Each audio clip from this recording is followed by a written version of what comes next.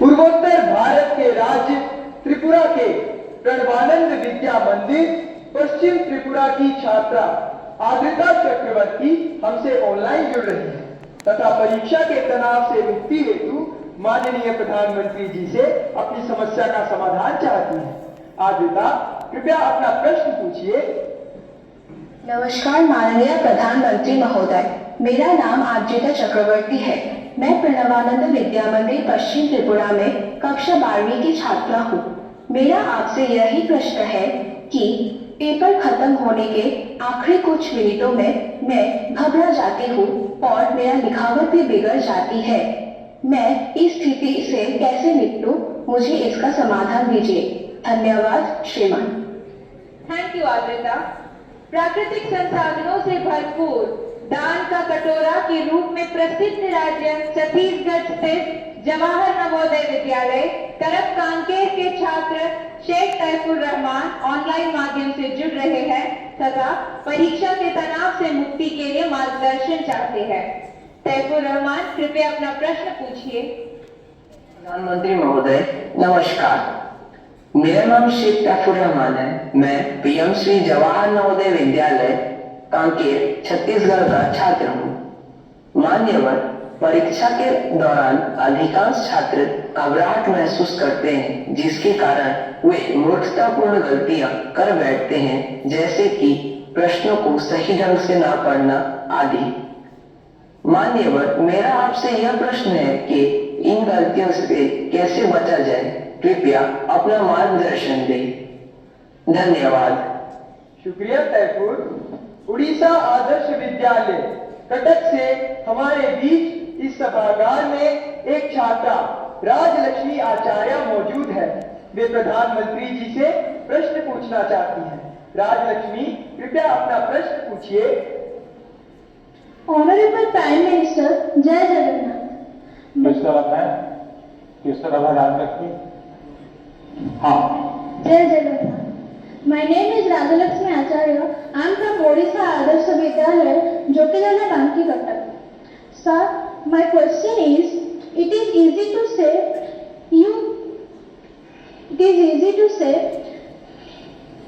you face exam with a cool mind, but in exam hall the situation is so scary, like don't move, look straight and so on.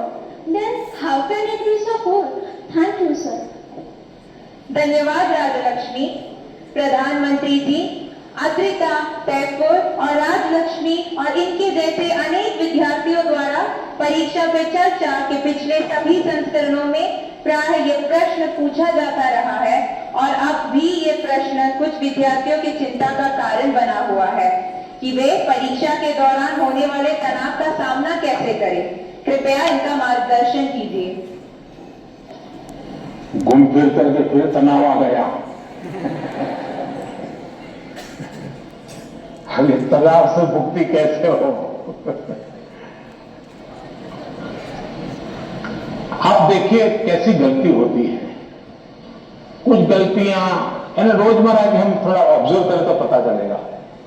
कुछ गलतियां parents का अति उत्साह कर देता है, कुछ गलतियां स्टूडेंट की अतिशय सिंसियरिटी कर देती है।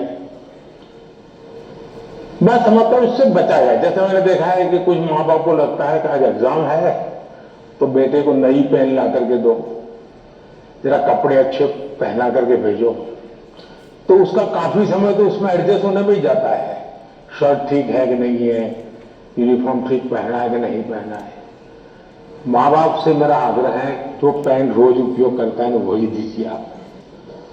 या वहां पेन दिखाने थोड़ा जा रहा है वो। और परीक्षा के समय किसी को फुर्सत नहीं, आपका बच्चा नया पहन करके आया, पुराना पहन के आया।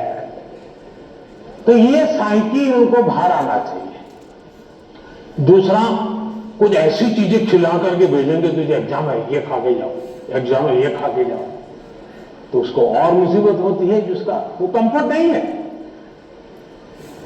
आवश्यकता से अधिक उस दिन खाना, फिर मां कहे अरे तुम्हारा तो एग्जाम सेंटर इतना दूर है, तुम रात आते आते 7 बज जाएगा, ऐसा करो कुछ खा के जाओ, फिर कहेगी कुछ लेके जाओ, उसको वो रेजिस्ट करने लगता है, नहीं मैं नहीं ले जाऊंगा। वहीं से तनाव शुरू हो जाता है, घर से निकलने से पहले हो जाता है। तो मेरी सभी पेरेंट्स से अपेक्षा है और मेरा सुझाव है कि आप उसको अपनी मस्ती में जीने दीजिए। एग्जाम देने जा रहा है तो उत्साह उमंग के साथ चला जाए, बस जो उसकी रोजमर्रा की आदत है वैसा ही रहे हो। फिर जो सिंसियर स्टूडेंट है उनका प्रॉब्लम क्या होता है, दरवाजे तक किताब छोड़ते नहीं, दरवाजे तक। अब आप अचानक इस प्रकार से इवन रेलवे स्टेशन पर भी जाते हैं ना, तो कभी ट्रेन की एंट्री और आपकी एंट्री ऐसा होता है क्या? आप 5-10 मिनट पहले जाते हैं, प्लेटफॉर्म पर खड़े रहते हैं, कहां आपका डिब्बा आएगा उसका अनुमान लगाते हैं, फिर उस जगह पे जाते हैं, फिर सोचते हैं कि पहले कौन सा लगेगा अंदर ले जाऊंगा, फिर कौन सा, यानी मन आपका तुरंत अपने आप को ट्रेन आने से पहले ही सेट करने लग जाता है। वैसे ही आपका जो एग्जामिनेशन हॉल है, हो सकता है वो सुबह से आपके लिए खोल के नहीं रखेंगे, लेकिन 10-15 मिनट पहले तो अलाउ कर ही देते हैं। तो आराम से जैसे ही खुले अंदर पहुंच जाइए और आराम से बैठिए मस्ती से। जरा पुरानी कोई हंसी मजाक की चीजें है तो उसको जरा याद कर लीजिए, और दोस्ती बगल में तो एक चुटकुला सुना दीजिए, हंसी मजाक में पल 5-10 मिनट बिता दीजिए। कुछ नहीं है जान पाने, कम से कम डीप ब्रीथिंग करिए, बहुत गहरा सांस लीजिए, धीरे धीरे 8-10 मिनट खुद के लिए जिए, आप खुद में खो जाएंगे, एग्जाम से बाहर निकल जाएंगे। अब फिर जब आपके हाथ में एक क्वेश्चन पेपर आएगा तो आप कंफर्ट होंगे। पढ़ना क्या होता है, वो आया नहीं, वो देखा नहीं, वो कैसा है, पढ़ा नहीं, टीचर कहां दिखता है, सीसीटीवी कैमरा है। अरे आपका क्या काम है जी, सीसीटीवी कैमरा किसी भी कोने को पड़ा है, क्या ले रहा है जी? हम इन्हीं चीजों में लटके रहते हैं और वही बिना कारण हमारी शक्ति समय वेस्ट करता है। हमने खुद में ही खोए रहना चाहिए। और जैसा ही क्वेश्चन पेपर आ जाए तो कभी कभी आपने देखा होगा कि अगर आप फर्स्ट बेंच पर आपका नंबर आया है, लेकिन क्वेश्चन पेपर पीछे से बांटना शुरू करता है तो आपका दिमाग फटता है। देखिए मेरे से तो 5 मिनट पहले उसको मिलेगा, मुझे 5 मिनट बाद में मिलेगा, ऐसा ही होता है ना, ऐसा होता है ना। अब ऐसी चीजों में अपना दिमाग खपाओगे कि पहले क्वेश्चन पेपर मुझे मिला कि 20 नंबर के बाद मिला, तो आप अपनी एनर्जी, आप परिस्थिति तो पलट नहीं सकते। टीचर ने वहां से क्यों कि आप खड़े होकर नहीं कह सकते पहले मेरे से दो, ऐसा तो नहीं कर सकते। तो आपको पता है ऐसा हो, फिर ऐसे ही अपने आप को एडजस्ट कर लेना चाहिए। एक बार आप ये अगल बगल की सारी दुनिया, और हम बचपन से पढ़ते तो आए हैं, वो अर्जुन को पक्षी की आंख वाली कथा तो सुनते रहते हैं, लेकिन जीवन में आता है तो नहीं, पेड़ भी दिखता है, पत्तियां भी दिखती है, तब आपको वो पक्षी की आंख नहीं दिखती है। आप भी मन में कथाएं सुनते हैं, पढ़ते हैं, तो उसको जीवन में लाने का मौका होता है। तो पहली बात तो यह है कि इन सारी बाह्य चीजों से आप, दूसरा परीक्षा में घबराहट का कभी कारण यह होता है, कभी लगता है समय कम पड़ गया, कभी लगता है कि अच्छा होता मैं वो क्वेश्चन पहले कर लेता। तो इसका उपाय यह है, पहले एक बार पूरा क्वेश्चन पेपर पढ़ लीजिए, फिर मन से तय कीजिए कि किस आंसर में कितना मिनट मोटा मोटा मेरा जाएगा, और उसी प्रकार से अपना समय तय कर लीजिए। अब खाना खाते हैं, खाने के लिए बैठते हैं, तो घड़ी देखते हैं थोड़े खा के 20 मिनट में खाना खाना, खाते खाते आदत हो ही जाती है, हाँ भैया इतने में 20 मिनट भी हो गए और खाना भी हो गया। इसके लिए कोई घड़ी और कोई बेल थोड़ा बचता है कि चलो अब खाना शुरू करो, अब खाना बंद करो, ऐसा होता नहीं। तो ये प्रैक्टिस है। दूसरा मैंने देखा है कि आजकल जो सबसे बड़ी समस्या है जिसके कारण समझ आए। आप मुझे बताइए, आप एग्जाम देने जाते हैं, मतलब आप फिजिकली क्या करते हैं? आप फिजिकली पेन हाथ में पकड़ करके लिखते हैं, यही करते हैं। दिमाग अपना काम करता है, लेकिन आप क्या करते? लिखते हैं। आज के युग में आईपैड के कारण, कंप्यूटर के कारण, मोबाइल के कारण मेरी लिखने की आदत धीरे धीरे कम हो गई है।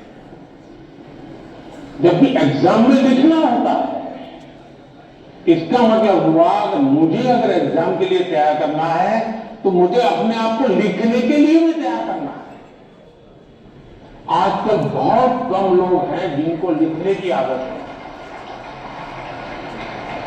और इसलिए डेली जितना समय आप अपने पठन पाठन में लगाते हैं स्कूल के बाद, उसका मिनिमम 50% टाइम, मिनिमम 50% टाइम आप खुद अपनी नोटबुक के अंदर कुछ न कुछ लिखेंगे।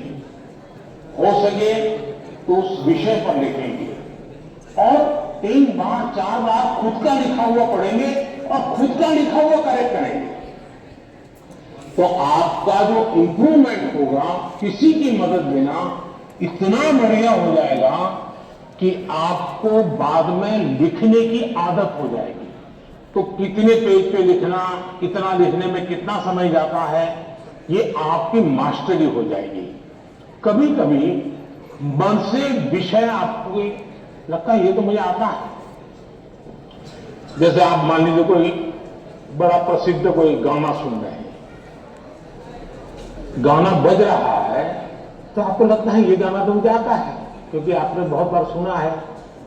लेकिन एक बार गाना बंद करके जरा कागज पे लिखो ना, वो गाना आता है क्या, तो पता चलेगा नहीं यार, सुनते समय जो मेरा कॉन्फिडेंस था, मुझे अच्छा लगता था, आता था, हकीकत में मुझे आता नहीं था। मुझे वहां से प्रॉम्प्टिंग होती थी, इसलिए मुझे वो लाइन याद आ जाती थी और उसमें भी परफेक्ट शब्द के संबंध की जब बात आएगी तो मैं पीछे रह जाऊंगा। मेरी आज की पीढ़ी के साथियों से बहुत मेरा आग्रह है कि कृपा करके आपकी एग्जाम में एक बड़ी चैलेंज होती है लिखना। कितना याद रहा, सही रहा, गलत रहा, सही लिखते हैं, गलत लिखते हैं, वो तो बात का विषय है। आप अपना ध्यान प्रैक्टिस में इस पर कीजिए। अगर ऐसी कुछ चीजों पर अगर आप ध्यान केंद्रित करेंगे, मुझे पक्का विश्वास है कि एग्जाम हॉल में बैठने के बाद जो अनकंफर्ट या प्रेशर फील करते हैं वो आपको लगेगा ही नहीं, क्योंकि आप आदी हैं। अगर आपको तैरना आता है तो पानी में जाने से डर नहीं लगता है आपको, क्योंकि आप तैरना जानते हैं।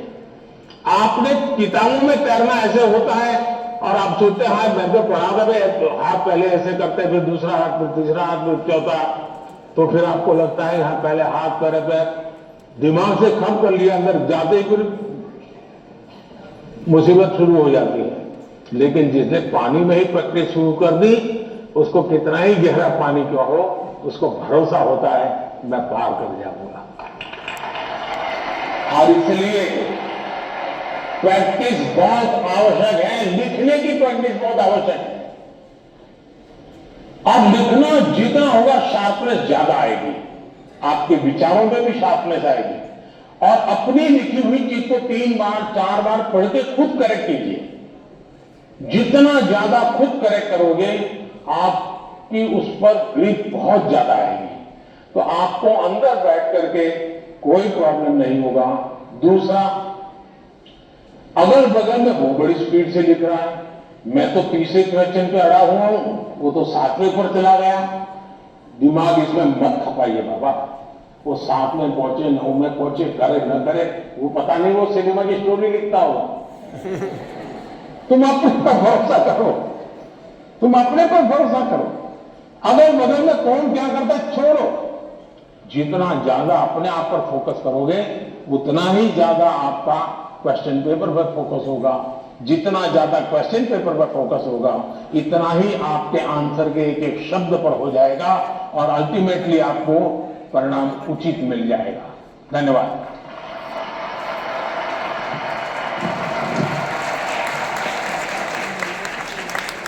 धन्यवाद पीएम सर। तनाव प्रबंधन का ये सूत्र जीवन भर हमें प्रेरित करेगा। प्रधानमंत्री जी, राजमन